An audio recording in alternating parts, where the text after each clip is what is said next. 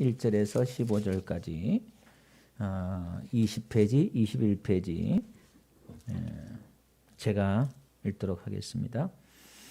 여호와께서 마므리의 상수리 나무들이 있는 곳에서 아브라함에게 나타나시니라. 날이 뜨거울 때 그가 장막문에 앉아 있다가 눈을 들어 본즉 사람 셋이 맞은편에 서 있는지라. 그가 그들을 보자 곧 장막문에서 달려나가 영접하며 몸을 땅에 굽혀 이르되 내 주여 내가 주께 은혜를 입었사오면 원하건대 종을 떠나 지나가지 마시옵고 물을 조금 가져오게 하사 당신의 발을 씻으시고 나무 아래에 씻어서 내가 떡을 조금 가져오리니 당신들의 마음을 상쾌하게 하신 후에 지나가소서.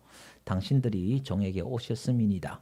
그들이 이르되 내 말대로 그리하라. 아브라함이 급히 장막으로 가서 사라에게 이르되 속히 고운 가루 세 스아를 가져다가 반죽하여 떡을 만들라 하고 아브라함이 또 가축대 있는 곳으로 달려가서 기름지고 좋은 송아지를 잡아 하인에게 주니 그가 급히 요리한지라.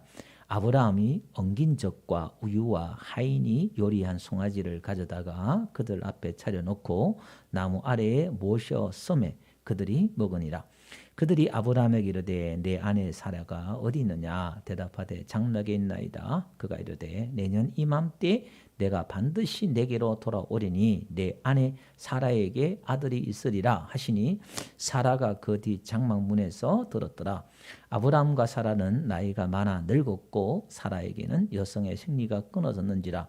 사라가 속으로 웃고 이르되 내가 노쇠하였고 내 주인도 늙었으니 내게 무슨 즐거움이 있으리요. 여호와께서 아브라함에게 이르시되 사라가 왜 웃으며 이르기를 내가 늙을거늘 어떻게 아들을 낳으리요 하느냐.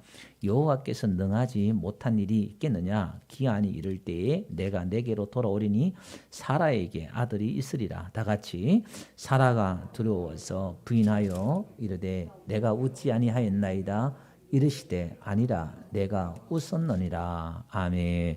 할렐루야. 앞뒤로 인사할까요? 눈으로 인사합시다. 반갑습니다. 잘 오셨습니다. 예, 우리 김명주 성도님 지난주 제가 신방을 했는데 정말 코로나 때문에 못 나오시다가 또 이렇게 나오게 되었습니다. 또 귀가 이렇게 이명이 이렇게 있어서 어지럼증이 있어서 소리를 이렇게 울리는 소리를 듣거나 이렇게 하면 좀 어지럽고 해서 오늘 또 예배 시간 맞춰서 이렇게 또 이렇게 오셨습니다. 너무 또 반갑고요. 오늘 또 영상으로 예배 들으신 여러분들 축복하고 환영하고 사랑합니다. 할렐루야. 오늘 제가 준비는 1절부터 33절까지 이 본문을 다 잡았다가 중간에 제가 15절까지만 잘랐어요. 그래서 16절부터 나머지는 이번 주 수요일 날 제가 중보 기도에 대해서 이제 설교를 할 겁니다. 그래서 나눠서 해야 되겠다. 양이 조금 많은 것 같아서 나눠서 그렇게 할 수 있도록 하고요. 수요일 못 오신 분들은 우리 영상으로 또 수요일 방송하니까 수요일 날 영상으로 보시고 또 놓치신 분들은 또 다시 이렇게 볼 수 있도록 그렇게 해주시면 감사하겠습니다. 우리 18장 내용이 어떤 내용이냐면은 17장에서 이제 할례를 행하고 이제 하나님이 99세 때 아브라함 99때 찾아와서 할례를 행하라 그러잖아요. 내년에 이제 아들이 있을 것이다 이렇게 말했는데 오늘 보니까 또 세 사람이 찾아와요. 사람 셋이 그 중에 이제 성경에 또 여호와다 이렇게 말하고 있는데 하나님이 사람의 모습으로 온 것처럼 그렇게 계시를 하고 있어요. 근데 아브라함이 장막문에 있다가 이 사람 셋을 발견해요. 발견해서 얼른 뛰어나가서 지나가는 나그네를 이제 영접을 하지요. 잔치를 송아지를 잡고 음식을 대접하고 막 그래요.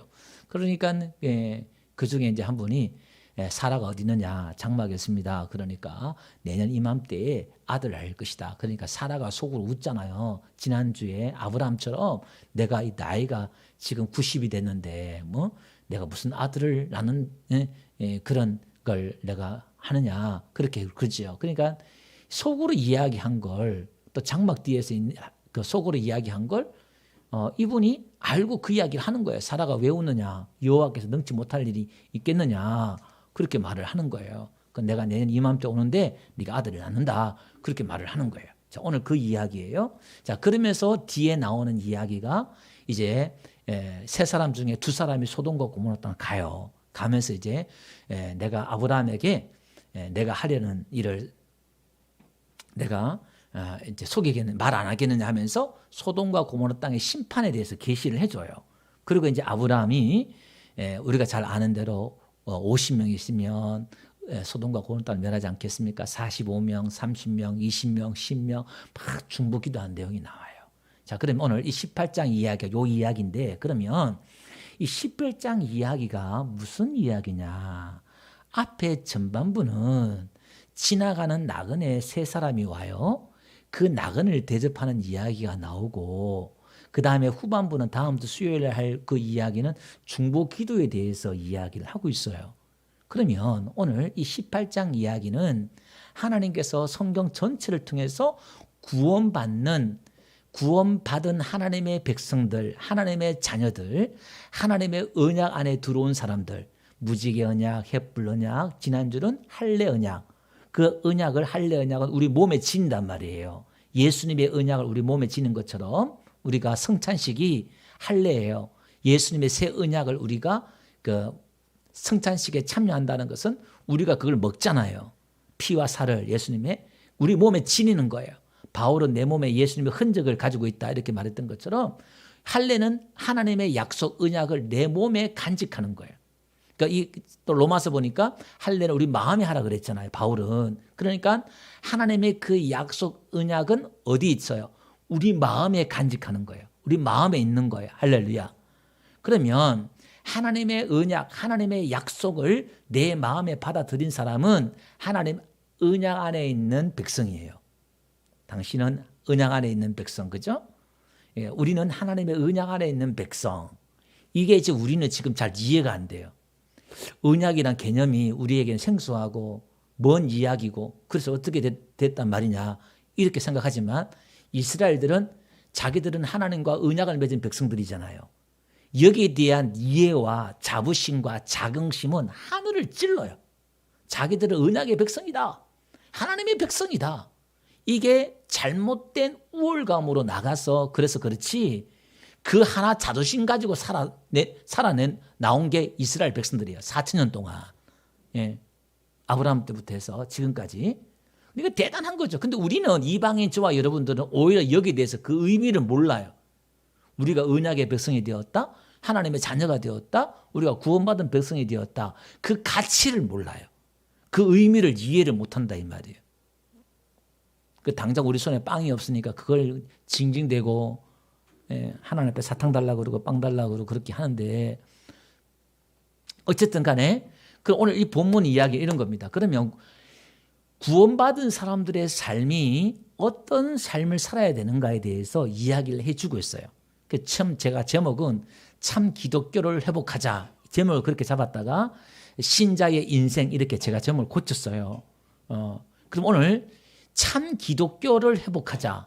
참 기독교를 회복하자란 말이 이제 신자의 인생, 신자의 삶을 살아낸다는 거예요. 진짜 신자의 삶, 진짜 신자의 인생을 살아내자 그런 이야기예요. 오늘 주제 이야기가. 그리고 이 말은 무슨 말이냐면 이런 겁니다. 다시 말해서 제가 참 기독교를 회복하자 그렇게 말했는데 참이란 말을 붙인 이유가 뭘까요? 가짜가 많다는 거예요. 거짓이 많다는 거예요. 지난주에도 제가 신문 보니까 중간에 보니까 거의 한 면허를 가지고 이단인데 목사예요. 이렇게 막 나와가지고 세계 기독교를 뭐 이렇게 하고 뭐 하면서 그걸 보면은 전부 다 기독교인 줄 알아요. 그 이단인데 제가 서울에 있을 때도 옆에 보니까 어느 분이 교회를 찾아갔는데 그게 이단 교회예요. 간판은 똑같이 그냥 교회고 십자가 달려있고 하니까 그러니까 참 세상이 갈수록 예수님이 올 때 될수록 진짜와 가짜가 구분이 안 되겠구나 그런 생각을 제가 하게 되었고요. 자, 어쨌든 교회 다닌 여러분들은 이단과 아닌 거는 어느 정도 구분할 수 있겠지요. 그런데 문제는 또 뭐냐면은 우리가 그거 가지고 참 기독교를 참 신앙을 안다, 분별한다 말할 수 없어요. 그러면 참 기독교, 참 신앙, 참 복음은 어떤 것이냐? 오늘 이 본문은 보세요. 지나가는 나그네 1, 2, 3 있어요. 여러분 드라마나 영화에 보면 대본에 보면은 주인공이 아니라 지나가는 사람 1, 2, 3 이런 게 있잖아요. 오늘 지나가는 사람 1, 2, 3이 등장해요. 근데 그 지나가는 사람을 아브라함이 달려가 가지고 영접하는 이야기가 오늘 이야기예요. 근데 이게 지금 어떻게 중요한 이야기인가를 한번 보면 이런 겁니다. 한마디로 말하면 제가 어느 정도 결론적으로 말씀을 드려놓고 세부에서 들어갈게요. 하나님이 지금 아브라함에게 나타나시잖아요. 17장에도 나타났지만 지금 또 나타나셔요. 그러니까 불과 지금 1년 안에 얼마 안 되어서 17장에 나타나시는데 얼마 지나지 않아 또 나타나셨어요. 근데 지나가는 사람으로 나타난단 말이에요. 그래서 이것도 한마디로 말하면 오늘 신약으로 말하면은 나그네 메시아, 나그네 예수. 예수님이 오늘 우리에게 다가오는데 어떤 모습으로 다가오시냐면은 나그네의 모습으로 다가오신다는 거예요. 하나님이 오늘 이 땅에 어떻게 우리에게 다가오시느냐? 나그네의 하나님으로 나타나신다 이 말이에요. 나다나엘이 나사렛에서 무슨 선한 것이 나겠느냐 했던 것처럼 예수님의 이 땅의 삶은 나그네로 왔단 말이에요. 누구 하나 지나가는 나그네 누가 그 주의 있게 봅니까? 안 본단 말이에요. 그 예수님이 이 땅에 말구를 오셨고 인자는 머리 들 곳도 없다 그랬고 아무도 찾는 이 없는 그 흙을판 아무것도 선한 것이 나지 않는 실제로 그 나사렛에서 자라셨단 말이에요. 그러면 오늘 이건 우리에게 무슨 의미를 이야기하냐면은 진짜 예수, 진짜 기독교는 진짜 복음은 진짜 신자의 삶은 화려하지가 않다는 거예요. 그런데 한번 보세요. 오늘 기독교가 얼마나 화려한가를 한번 보세요. 그건 다 가짜다 이렇게 말할 수 있다 이 말이에요. 화려한 기독교, 화려한 신자, 화려한 교회, 어떤 게 화려한 겁니까? 이런 거예요. 성공지향적이고 번영신학이라고 그래요. 예수 믿으면 잘 됩니다. 예수 믿으면 복 받습니다. 예수 믿으면 성공합니다. 하나님을 예배하면 성공합니다. 이 땅에서 부자가 됩니다.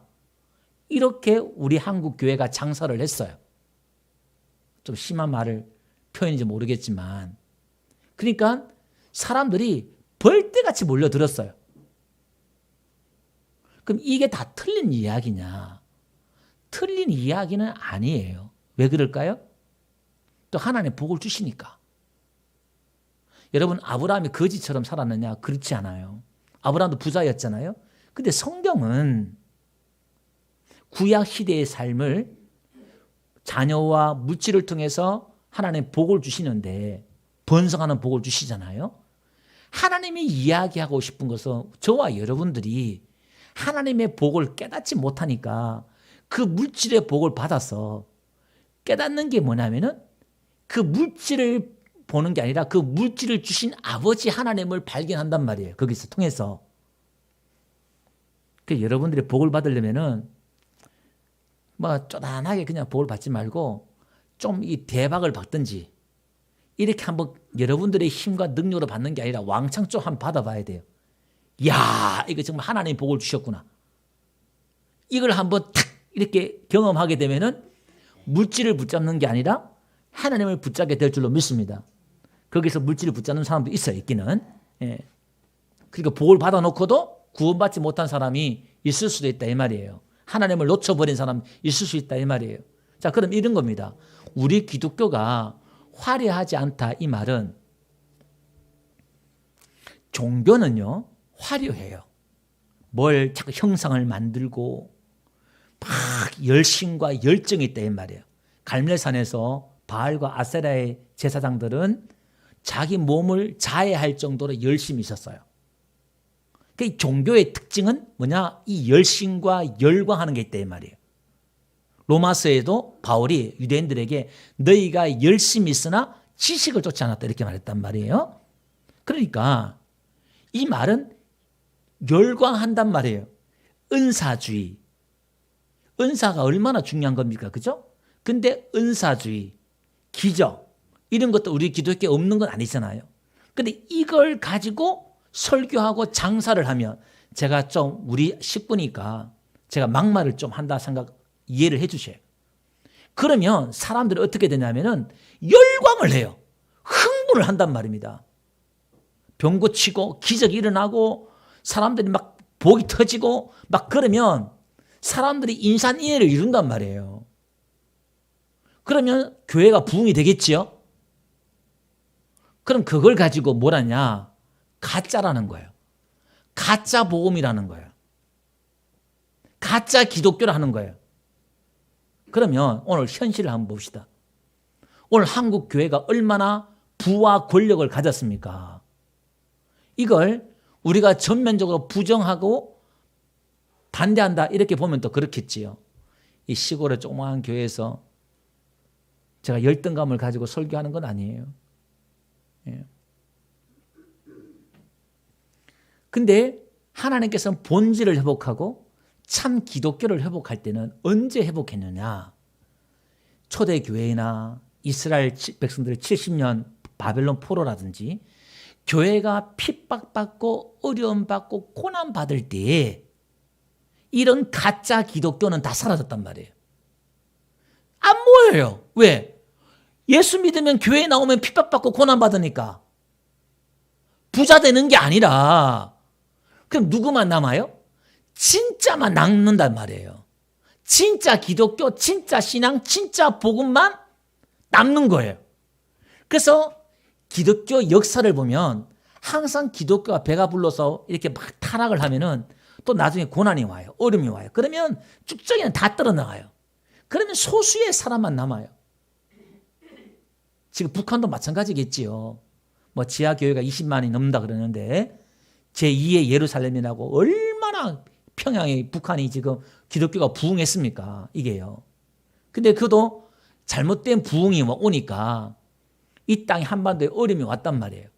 근데 이 70년 동안 진짜만 가짜가 북한 교회에 나갈 수 있겠어요?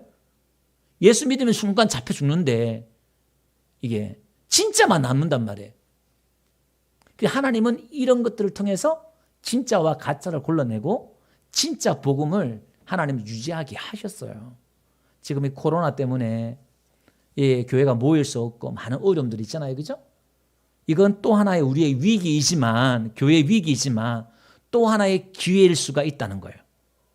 오늘 우리 안에 있는 잘못된 그런 허황된 믿음들을 하나님이 본질을 회복하는 그런 기회가 또 될 수도 있다라는 생각들을 해봅니다. 자, 그러면 오늘 아브라함이 이 나그네를 대접했다 이 말이 왜 중요하냐면은 여러분 복음서에 가보면 인자가 올 때에 그 심판할 때 예수님이 오른편에 있는 사람들이 뭐라고 하냐면 나그네를 대접했다 하고 너는 천국 이렇게 말한단 말이에요. 오른쪽 양들에게.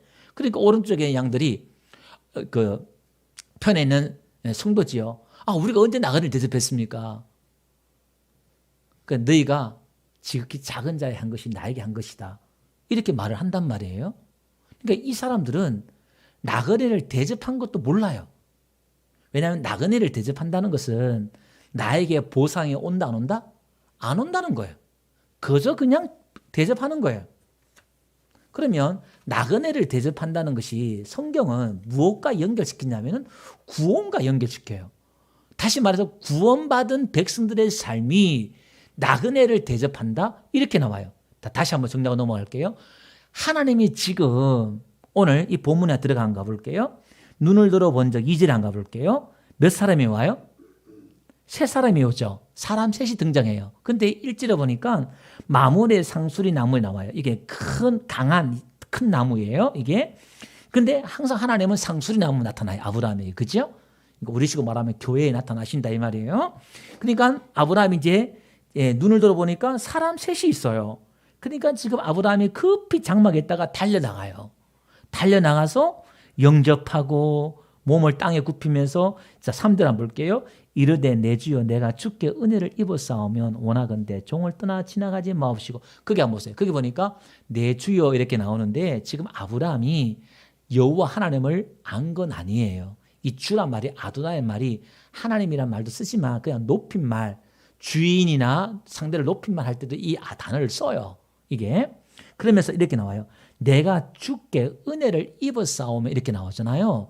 거기에 보니까 내가 죽게란 요 말이 지금 이걸 죽게가 아니고요. 2절 안 가봐요. 2절 앞에 가보니까 눈을 들어 있잖아요. 눈이 그게요. 아인의 이 단위, 죽게 이 단어와 같은 단어예요. 자, 다시 한번요. 3절 안 가볼게요. 내가 죽게 은혜를 입었사오면 그 입었단 말이 맞자란 말인데 히브리어로 찾았다, 발견했다 이 말이에요. 자, 요 지금 단어가 똑같은 단어가 나왔죠? 창세기 6장에 노아가 여호와께 은혜를 입었더라. 그 뜻이 뭐라고 그래요? 히브리어 뜻이 뭐라고 그랬어요? 여호와의 눈에서 은혜를 발견했다 이런 뜻이에요. 할렐루야. 자, 그러면 지금 이런 거예요.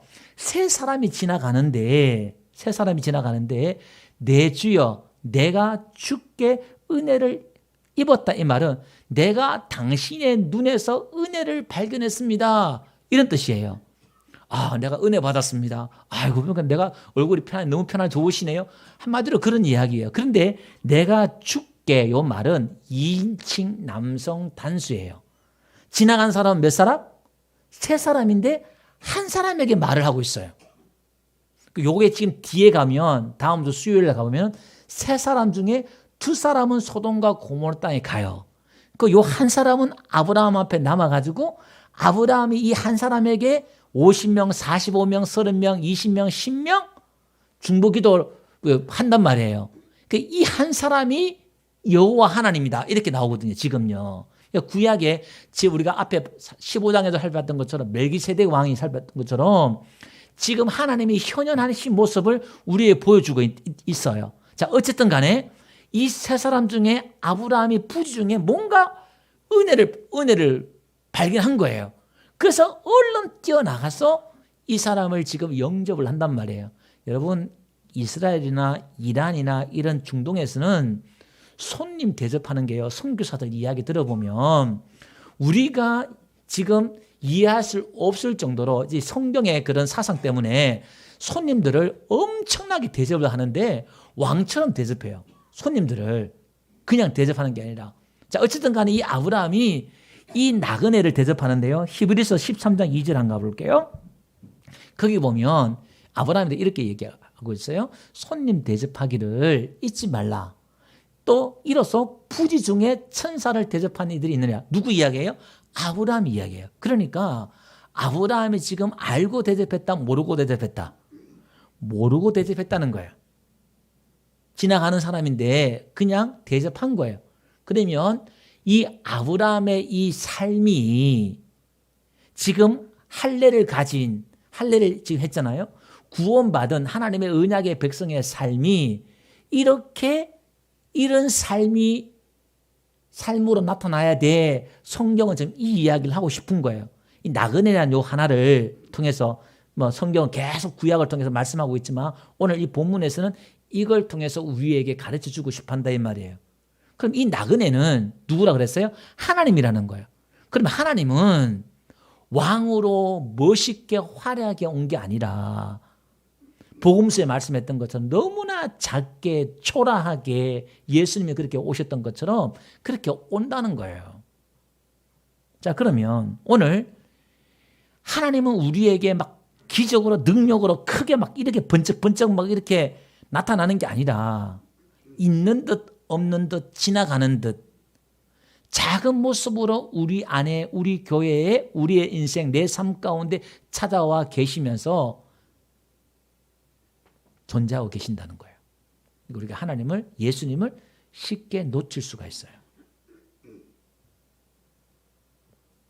근데 아브라함이 어떻게 이 나그네를 영접해요? 한번 봅시다. 2절 끝에 보니까 장막문에서 어떻게 나와요? 달려나가 이렇게 나와요. 그가 막 달려나가요. 그 다음에 몸을 땅에 굽혀요. 지금 99세 할아버지가 이 지금 새파란 젊은 사람이겠죠.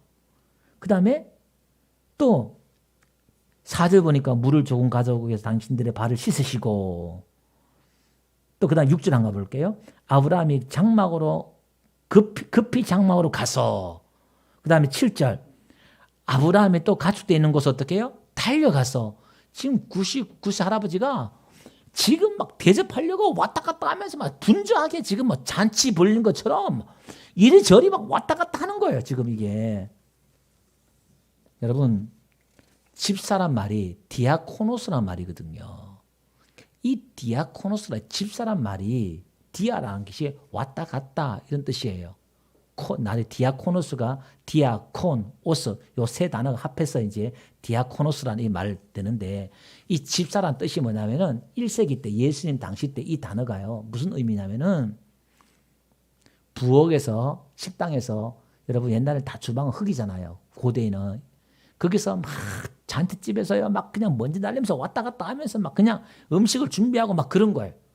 예, 집사라는 게 그런 거예요. 그 지금 이 아브라함의 모습이 집사의 모습이에요. 집사. 여러분 세상 사람들이 집사라 그럴 때 뭐라 그래요? 집을 관리하거나 청소하거나 왔다 갔다 하는 사람 집사라 그러잖아요. 그럼 오늘 구원받은 저와 여러분들의 삶은 집사의 삶을 사는 거예요. 하나님의 그러니까 여기서 어떻게 해요? 여러분 잔치집의 집사는 어떻게 해요? 우울하거나 막 그런 게 아니라 지금 막 기쁜 잔치집이에요. 잔치를 벌리는 거예요. 그 집에서 지금 막 즐거움으로 기쁨으로 자원해서 지금 막 한단 말이에요. 그러니까 아브라함이 지금 너무나 겸손하게 종의 모습으로 또 급하게 간다는 걸 자원해서 이게 지금 구원받은 사람들의 특징을 지금 이렇게 보여주고 있어요. 언약을 받은 사람, 하나님의 자녀가 된 사람, 구원받은 사람은 이런 삶을 살아내는 거야. 이렇게 지금 하는 거예요. 그러니까 나그네를 대접한다. 그러니까 그렇게 말씀하고 있습니다. 자, 한번 봅시다. 그러면 이 나그네에 대해서 조금 우리가 더 한번 살펴볼 텐데요. 마태복음 아까 읽었죠? 25장에 그 이야기 나오고요. 사도행전 7장 한번 가볼게요. 모세가 이 말 때문에 도둑하여 미디안 땅에 나그네가 되어 거기서 아들 둘을 낳으니까 미디안이 모세가 애굽에서 애굽 사람을 죽이고 쫓겨나잖아요. 미디안 광야 가서 40년을 살아요. 그런데 이제 거기서 어떻게 되나 나그네로 살아요. 아들 둘을 낳잖아요. 나그네 살아요. 그 다음에 출애굽기 18장 3절 한번 가볼게요. 거기 보면 모세가 아들을 낳아서 이름을 첫째 아들을 뭐라 그래요? 게르솜 이렇게 나와요. 내가 이 땅에서 뭐가 되었다는 거예요? 나그네가 되었다. 이렇게 말하고 있네요. 그럼 모세가 나그네였네요. 자, 그럼 한번 봅시다. 사도행전 7장 가볼게요. 6절. 스데반의 설교한 내용이에요. 하나님이 또 이같이 말씀하시되 그 후손이 다른 땅에서 나그네가 되리니 그러니까 하나님이 아브라함이 한 이야기를 스데반이 설교하고 있어요. 그 땅 사람들의 종으로 삼아 400년 동안 괴롭게 하리라. 그러니까 이스라엘 백성들은 애굽 땅에서 뭘로 살았어요? 나그네로 살았다는 거예요. 지금 오늘 우리 이야기 하는 거예요. 내 이야기 하는 거예요. 자, 그 다음에 13장 17절 보니까 이 이스라엘 백성의 하나님이 우리 조상들을 택하시고 애굽 땅에서 뭐라냐면은 나그네 된 그 백성을 높여 큰 권능으로 인도하였사. 나그네 된 그들을 하나님이 끄집어내었다. 17절, 13장 17절요. 나그네 됐던 그들을 끄집어내었다. 이렇게 또 말씀하고 있어요. 자, 그러면서 신명기 한번 가볼게요. 10장 19절 가보니까 모세가 이제 가나안 땅 들어가기 전에 마지막으로 설교한 내용이죠. 거기 보니까 너희는 나그네를 사랑하라. 전에 너희도 어떻게 해요? 애굽 땅에서 나그네 되었습니다. 그러니까 너희도 나그네였으니까 가나안 땅에 들어가면 나그네를 사랑해. 그렇게 말을 하고 있는 거예요. 그리고 디모데전서나 3장에 가보면 감독의 자격도 나그네를 대접하는 사람, 과부도 가부의 자격, 초대교회 가부는 등록이 되면 교회가 가부를 책임을 져요. 그러면 그 조건 중에 하나가 이 과부가 나그네를 대접하는 사람이 되어야 된다는 거예요. 그럼 이 나그네는 신약에서는 이제 또 어떻게 표현을 하고 있냐면은 자, 베드로전서 1장 1절에 가보면 이 나그네는요, 성도를 뜻해요. 거기 한번 볼게요. 예수 그리스도의 사도 베드로는 본도, 갈라디아, 갑바도기아, 아시아, 비두아에 흩어진 나그네 곧 하나님의 아버지의 미리 하심을 따라 성령이 거룩하게 하심으로 순종함과 예수 그리스도의 핏부림을 얻기 위하여 택하심을 받은 자들에게 편지하노니 은혜와 평강이 너희에게 더욱 많을지어다. 그러니까 지금 핍박받아가지고 온 아시아 지역에 흩어져 있는 성도를, 교회 성도들을 나그네다 이렇게 표현하고 있네요. 자, 그러면 이게 무슨 얘기냐면 한번 봅시다. 오늘 나그네를 영접하는, 나그네와 같은 하나님, 나그네와 같은 예수를 영접하는 저와 여러분들은 이 땅에서 오늘 우리는 어떠한 자들이냐? 나그네 같은 인생, 삶을 살아내야 된다 이 말이거든요. 그래서 아브라함도 이렇게 말해요. 창세기 23장에 가보면 4절에 보니까요. 자기 아내 사레가 죽었을 때 막벨라 굴을 때 땅을 사면서 이렇게 말해요. 그 주민들에게 나는 당신들 중에 나그네요. 거류하는 자다 이렇게 말해요. 지금 아브라함이 거부가 되었잖아요. 거부예요. 족장이고 거의 왕 같은 그 당시에 부족의 국가니까 왕 같은 힘을 가졌단 말이에요. 근데 나는 나그네요. 거류자다. 그렇게 표현을 하고 있네요. 창세기 47장 9절 야곱도 이렇게 말하고 있어요. 바로 왕 앞에 딱 가가지고 하는 말이 뭐냐면은 네 나이가 몇이냐 이렇게 물으니까 야곱이 하는 말이 이렇게요. 내 나그네의 길이 세월이 130년. 그러니까 야곱은 어떤 삶을 살았다? 나그네의 삶을 살았다. 이렇게 볼 수가 있네요. 자, 히브리서 11장 가볼게요. 히브리서 11장은 구약에 있는 모든 믿음의 사람, 하나님의 사람 이름을 쭉쭉쭉쭉 이야기하면서 13절 이렇게 이야기하고 있어요. 다 같이 한번 읽어봅시다. 시작.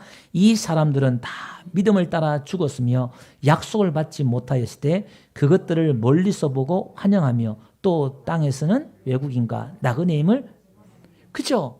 자, 이 믿음의 삶, 신자의 인생이라는 게 어떤 것이냐면은 아브라함부터 해서 아브라함에게 하나님이 자식을 덜처럼 죽게 했는데 하나님 덜처럼 줬어요?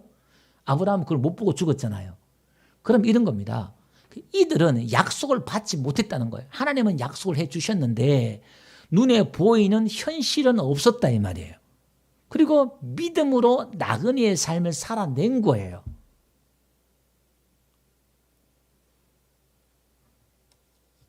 그것을 멀리 보면서 환영하고 살았다는 거예요. 그럼 오늘 여러분들이 가짜 목사, 가짜 설교를 어떻게 분별하는 줄 아냐면은 이 강대상에서 마치 여러분들이 흥금을 뭐 하면은 손에 뻥튀기처럼 뭐가 터지는 것처럼 설교를 하면 사람들은 흥금을 안 하겠어요? 안 보여들겠어요? 열광을 합니다. 열광을. 그게 가짜 설교고 가짜 목사라는 거예요. 그러면 한번 봅시다. 이렇게 설교하는 저는 제가 대박이 나기를 좋아할까요? 싫어할까요? 제가 부자가 되었으면 좋겠어요? 싫겠어요? 제가 좋아하겠어요? 싫어하겠어요? 이렇게 설교하는 저도 부자가 되었으면 좋겠고 대박이 났으면 좋겠어요. 고마워요. 아멘 해주셨어. 근데 하나님 그거 알까요? 모를까요? 우리 마음을 알까요? 모를까요?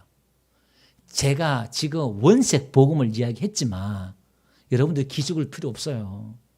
여러분이 또 다 가짜다 이렇게 그냥 홀라당 빨랑 다 까이는 것처럼 이렇게 내 옷이 다 벗겨지는 것처럼 뭔가 좀 이렇게 얼굴이 화끈거릴 수도 있는데 괜찮아요. 그게 저도 그래요. 하나님이 아셔요.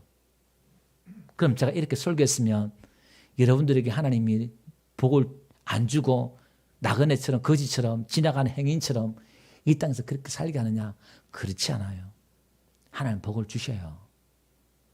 우리 수준을 아니까. 근데 그 복은 우리를 위로해 줘요. 너무 낙심할까 봐 하나님 복을 주는 것이지 그게 목적은 아니다 이 말이에요. 할렐루야. 이걸 좀 잘 이해를 해야 돼요. 그러니까 우리가 기독교가 하나님 믿으면 뭐가 와요? 부와 힘과 이것들이 몰려와요. 세계 기독교 역사가 그걸 가지잖아요. 그럼 그걸 가지고 우리가 뭘 해야 되나? 선교하고 전도하고 섬기는 삶, 나그네를 대접하는 삶을 살아라고 주시는 건데 그 목적은 잊어버리고 부자가 된다는 그 자체 하나만 가지고 열광을 하더라 이 말이에요. 그게 다 가짜란 말이에요. 가짜. 가짜 삶이라는 거예요.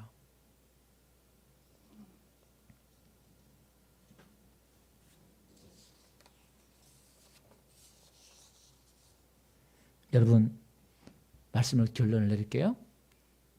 예수님은 이 땅에 오셔가지고 사람들 앞에 환영을 받거나 그러지 못했어요. 누가복음 7장에 가보니까 죄 많은 여인이 와가지고 예수님의 발을 눈물로 씻고 향유를 부어서 닦으니까 예수님이 하신 말씀이 뭐냐면은 베드로야 500데나리온 빚진 사람이 있고 50데나리온 빚진 사람이 있는데 갚을 것이 없어 다 탕감을 해줬는데 누가 더 감사하겠냐. 500데나리온 탕감받는 사람이 더 감사하게 합니다. 맞다. 너희는 내가 들어올 때에 내 머리에 감람유도 붓지 않았는데 이 여인은 내 발에 향유를 부었다. 몇 천만 원 하는 그 기름을 부었고 너희는 내가 들어올 때 입을 맞추 중동은 인사가 입 맞추는 거니까 입을 맞추지 않았는데 이 여자는 들어오면서부터 내 발에 입을 맞췄다. 그러므로 이 여자가 죄 사함을 받았다. 더 많은 죄를 사함 받았다. 그렇게 말해요. 그 누구도 그 예수를 한번 보세요. 그렇게 나그네 같은 그 예수를 영접하지 않는데 이 죄 많은 여인은 이 나그네를 어떻게 해요? 오늘 아브라함처럼 그 종의 자리에 가서 발로 눈물로 발을 씻고 향유를 기름 붓고 예수님을 대접했단 말이에요. 근데 세상은 지금 19장의 이야기가 무슨 이야기냐면은 소돔과 고모라 땅에 이 나그네가 들어가는데 그 나그네를 뭐냐면은 소돔과 고모라 땅 사람들은 자기의 쾌락으로 이 사람들을 이용하려고 그러잖아요. 동성연애 하려고. 끄집어내라. 그게 세상이단 말이에요. 자기를 위해서 이 나그네 쾌락을 위해서 쓰겠다는 거잖아요. 근데 예수님이 이 땅에 오셔서 한번 봅시다.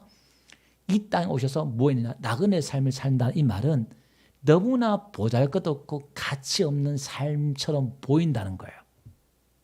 성공지향적이고 부자가 되고 성공하면 사람 무시 안 하는데 이 땅에서 삶이라는 것이 나그네의 삶을 산다는 말은 우리가 이 땅에서 이방인, 나그네, 체류자 이런 뜻이거든요. 이게 그러면 이 땅에서 적을 두고 있지 않단 말이에요. 그 아브라함과 이삭과 야곱이 장막에 거했단 말이에요. 그 말이에요. 근데 실제로는 그들이 복을 받았잖아요. 족장이고. 근데 성경은 그걸 이야기하고 싶어 하지 않는데 우리가 눈이 지금 뒤집히신 잘못된 기독교들이 어떻게 해요? 성경이 이야기하고 싶은 걸 이야기해야 되는데 자기가 이야기하고 싶은 거 자기가 받고 싶은 그걸 끄집어낸단 말이에요. 실제로 복음 받았잖아요. 아브라함, 이삭, 야곱이 얼마나 복을 받았어요. 그러니까 이런 겁니다. 야 내년에 아들 낳겠다. 그러니까 피식 웃잖아요. 사라가. 내가 지금 이 나이에 무슨 즐거움을 있겠느냐. 그러니까 이렇게 말해요. 여호와께서 능치 못할 일이 있겠느냐. 이렇게 말해요. 아니 능치 못할 일이 있으면 진작 주든지. 말은 그렇게 해놓고선 지금 24년이 지났는데도 자식을 안 주고 하나님은 전능하시다는데 모세는 40년 동안 미디안 광야에서 자기 양도 아닌 장인 양을 치고 있단 말이에요. 빌어먹고 있단 말이에요. 그 우리는 이렇게 와 모세 구약의 최고 인물이 모세잖아요. 요셉, 다니엘, 다윗 얼마나 대단한 사람들이에요. 근데 우리는 한번 보세요. 성경은 뭘 이해하고 싶으냐면은 다윗이 왕이 되었다는 것, 요셉이 총리가 되었다는 것, 그것만 좋아해요. 그게 기독교야. 그게 성경이 하나님 믿으면 이렇게 돼. 복을 받아. 이걸 붙잡는단 말이야. 그게 가짜라는 거예요. 그게. 하나님은 전능하시다 그러는데 들판에서 10년 넘게 도망자로 살아야 되는 다윗의 삶을 그 나라에 못 살아서 이방 나라까지 적국에 가서 빌붙으면서 사는 그 삶을 살아내야 되는 다윗의 인생은 이야기하잖아요. 요셉은요. 노예로 13년 이상 살아야 되는 그 삶을 이야기하잖아요. 사드락 메삭 아벳느고는요. 풍어불에 들어갔어요. 들어가서 불에 안 타고 죽고 나왔다는 이야기만 하는데 하나님의 이야기는 그 안에 들어갔다는 거예요. 다니엘이 사자굴에 들어갔다는 거예요. 다니엘이 총리가 되었다. 뭐 기도했어요. 기도하면 만사형통이다. 좋아요. 좋아. 근데 하나님의 이야기는 성경의 이야기는 그 이야기를 하고 싶은 게 아니라 실제의 삶을 우리가 살아내야 될 실제의 삶은 이 땅에서 세상 사람들이 우리를 어떻게 여긴다는 거예요. 저와 여러분들이 주인이 되고 여러분들이 땅을 가지고 집을 가지고 빌딩을 가지고 건물을 가지면 저 사람들 저와 여러분들 나그네로 여기겠어요? 머리 숙이지요. 그게 가짜라는 거예요. 구원받지 못한 사람의 삶이라는 거예요. 그럼 구원받은 천국 가는 사람들 삶 어떤 거예요? 진짜 나그네인 하나님을 발견한 사람, 진짜 구원받은 사람, 진짜 내가 예수 믿는 사람은 이 땅에서 아브라함, 이삭, 야곱처럼 장막에 거하면서 나그네의 삶을 살면서 나그네를 대접하면서 나에게 유익과 뭐가 주는 게 아니라 베풀면서 종의 삶으로, 섬김의 삶으로 살아내는 거예요. 그러면 그 사람들이, 세상 사람들이 그렇게 살아내면 우리를 인정해 줄까요? 우리는 그걸 또 바래요. 구제하고 섬기고 그렇게 하면 어떻게 해요? 막 9시 뉴스 나오고 막 사람들 그러잖아요. 그게 바리새인이에요. 그게 부자예요. 내가 선을 행해서 나에게 그 선을 통해서 뭘 얻어요? 행위의 의를 가지면은 사람들이 칭찬할까요? 칭찬하지 않을까요? 칭찬하지요. 그게 바리새인이란 말이에요. 내 행위를 많이 가지고 칭찬받으면 그게 부자예요, 부자. 천국 못 간다는 거예요. 그럼 오늘 우리는 해도 표시가 안 나요. 실제 삶은 그래서 어떻게 해요? 부단히 견디면서 인내하면서 오늘 히브리서 13장에서 믿음의 사람들을 이야기하면서 그들은 약속을 받지 못했지만 멀리 바라보면서 믿음으로 살아냈다는 거예요. 오늘 저와 여러분들의 삶은 우리가 부자 되고 안 되고 성공하고 못하고 이건 기독교의 삶은 아무런 의미가 없는 줄 믿습니다. 그건 덤이에요. 그냥 되면 되고 안 되면 안 되는 것이지 그게 주된 목적이 되면 안 될 줄 믿습니다. 우리의 구원이 크고 우리는 천국 가야 될 사람이고 우리가 가야 될 집이 있고 본향이 있고 진짜 내 아버지가 있고 할렐루야. 그러면 그 구원을 받은 사람은 이 땅에서 어떻게 살아내야 되냐 이 말이에요. 화려한 걸 쫓지 마세요. 화려한 걸. 제가 이 설교하면서 얼마나 외로운지 아세요? 이런 복음 외칠 때마다 얼마나 외로운지 아세요? 좀 장사를 하고 싶은데 사람이 좀 몰려드는 설교를 하고 싶은데 이런 복음을 설교하면요 사람들 열광을 안 해요. 희한하지요? 그래서 인자가 올 때 믿음 있는 자를 보겠느냐. 하나님의 그 믿음, 내 믿음은 어떻게 열광하는 믿음이에요. 왜? 투자한 만큼 하나님 주시니까. 자판기 신앙이란 말이에요. 누구 안 하겠어요? 내가 기도하고 뭐 심는 대로 거둔다 그러는데 그러니까 한번 보세요. 적극적인 사고방식, 심는 대로 거둔다. 갈라디아서 말하는 것. 이런 걸 그 하나님의 의미, 성경의 의미를 모르고 그걸 그대로 가져와요. 그러니까 이 기독교가 변질돼 버려요. 변질. 잘못됐단 말이에요. 우리 복음 안에서 긍정적으로 생각하고 적극적으로 생각하고 이게 나쁜 건 아니잖아요. 근데 이게 이제 잘 이해를 해야 돼요. 이게 헷갈리면 뭐가 진짜인지 가짜인지 몰라요. 이게 막 적극적인 사고방식 할 수 있다 하면 된다 해보자. 우리 그 노래도 있지만 그게 나쁜 게 없는 것처럼 보여요. 뭘 해보자는 거예요. 하면 된다. 뭐 하면 된다는 거예요. 그게 하나님을 통해서 하나님 안에서 할렐루야. 그게 이루어지는 건데 그게 내가 이루면 내가 이루고 우리가 이루면 우리가 힘을 가진 만큼 숫자가 모인 만큼 돈을 가진 만큼 얼마든지 할 수 있다 이 말이에요. 근데 문제는 목사도 그렇고 초신자도 그렇고 우리의 일은 하나님을 통해서 해야 되기 때문에 똑같은 거예요. 믿음이란 이걸 통해서 하나님을 통해서 열매를 맺어야 되고 하나님을 통해서 일해야 되기 때문에 이런 거예요. 사라가 한번 봅시다. 내가 무슨 이 나이에 자식을 낳겠느냐 이렇게 말한단 말이에요. 99세 아브라함이 할례를 행하고 지금 아이고 이스마엘이나 살기를 원합니다. 이렇게 말했을 때 아브라함과 사라의 이 고백 뒤에 나오는 이삭 아들은 아브라함과 사라의 행위, 공로, 노력이 들어갔다 안 들어갔다? 안 들어갔다는 거예요. 이삭이라는 말은 순수하게 100% 이거는 천하에 지금 다 드러내고 있는 게 뭐냐면은 아브라함도 시인했고 사라도 시인했던 거예요. 내 힘으로 우리의 힘으로 할 수 없는 거다 이 말이에요. 그게 이삭이단 말이에요. 그게 예수 십자가고 구원이고 할렐루야. 또 그걸 가진 우리는 예수의 첫 열매 예수를 가진 우리는 우리도 그 삶을 살아내야 되는데 이 열매는 우리의 행인 노력이 아니라 우리가 맺을 수 있는 게 아니라, 우리가 노력해서 맺을 수 있는 게 아니라 성령으로 하나님으로 맺을 수 있는 열매. 할렐루야. 그래서 제가 몇 주 전에 말씀드렸잖아요. 우리의 이 행위는 지금 이 여인이, 누가복음 7장에 나오는 그 여인이 항려 옥합을 깨뜨렸는 그것은 행위가 아니라 그랬어요. 그죠? 아니, 옥합을 깨뜨렸잖아요. 가장 귀한 옥합을 깨뜨렸잖아요. 또 그걸 또 가르치네. 여러분, 옥합을 깨뜨려야 됩니다. 기적이 일어납니다. 하나님 복을 주십니다. 그 행위가 아니라 그 옥합을 깨뜨린 걸 통해 뭘 설명하고 싶은 거죠? 그 여인이 안에 있는 하나님의 그 사랑이 얼마나 큰가에 대해서 예수님은 지금 설명하고 있잖아요. 그럼 이 감격과 이 감사가 터져 나와서 지금 몇 천만 드는 이 향료는 이 여자한테는 지금 그렇게 중요하지가 않아. 예수가 중요하지. 아멘. 이건 행위가 아니다 이 말이에요. 율법의 행위, 복음의 행위 두 가지가 있는데 똑같이 행위예요. 우리가 이 단어를 쓰되 의미가 달라요. 소리 의미 있고 뜻 의미 있잖아요. 우리가 그죠?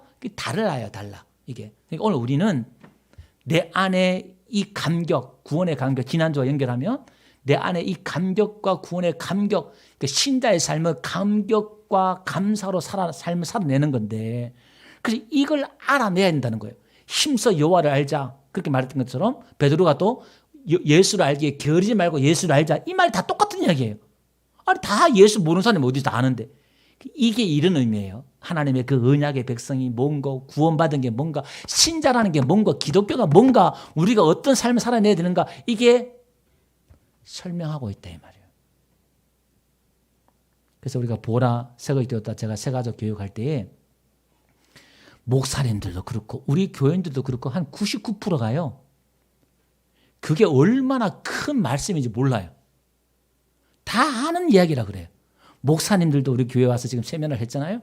우리 교인들도 제가 한 15명 이상 했어요. 이렇게 했는데 다른 분들하고 이렇게 또 지역에 있는 목사님들하고 제가 했는데 그 복음의 광대한 삶을 이렇게 가르치니까 뭐 그냥 다 하는 얘기예요. 그냥. 그게 얼마나 큰 삶인지, 그 삶의 어떤 모습이 어떤 모습인지 그게 뭐 늘 듣던 이야기니까 그럴 수 있잖아요. 근데 오늘 우리가 조금 고민을 하면서 신앙이라는 게, 믿음이라는 게 좀 고민을 해보면 그게 얼마나 큰 복음인지 사실을 알게 돼요. 근데 이제 뭐 조금씩 알아가는 거죠. 오늘 저와 여러분들도 우리가 이 시대나 환경에 여의치 말고 저와 여러분들이 늘 하나님을 예배하면서 오늘 우리가 좋은 일이 있든 나쁜 일이 있든 간에 흔들지 말고 이래도 100년 저래도 100년 우리가 사는 게 인생이 그죠? 그렇게 길지 않잖아요. 그죠? 뭐 몇 조 돈을 가진 데서 사람이 안 죽고 또 돈이 없다고 해서 뭐 빨리 죽고 그러지 않잖아요. 그죠? 이 짧은 인생 우리가 신앙은 우리가 구원받은 저와 여러분들이 하나님의 언약의 백성이 되었다는 이 감격과 내가 구원받은 이 감격을 우리가 알고 알아가면서 오늘도 우리가 또 이웃에게 그죠? 뒤에 우리가 나옵니다만 다음 주에 수요일 날 말씀드릴 말씀이지만 잠깐 언급을 하면은 오늘 나그네를 대접한다는 말은 전도의 삶을 사는 거예요. 내가 예수의 삶을 살아내면서 죽어가는 그 불 가운데 있는 죽어간 영혼들을 내가 전도하면서 구원해내는 삶이거든요. 그 전도의 삶은 교회 나갑시다 이렇게 되는 게 아니라 내가 그렇게 대접하고 종의 자리를 내려갈 때에 저 사람들이 감동하고 뒤집어진다는 거예요. 그냥 되는 게 아니라. 아멘. 오늘 저와 여러분들도 이 어려운 가운데서도 우리 교회가 부흥하고 하나님의 나라가 확장되어지고 우리의 삶이 정말 지루하고 밋밋하고 눈에 보이는 게 없고 화려하지 않는 우리 기독교, 내가 예수 믿고 교회 나온 게 몇십 년인데 그렇지만 그 삶을 인내하며 살아내는 저와 여러분들 되시기를 주로 축원드립니다. 212장 찬송가 한번 드립시다. 안 드셔서 찬양 드릴게요. 우리 한번 찬양 드리고 우리 한번 좀 한 1, 2분간 또 말씀 붙들고 한번 기도합시다. 212장.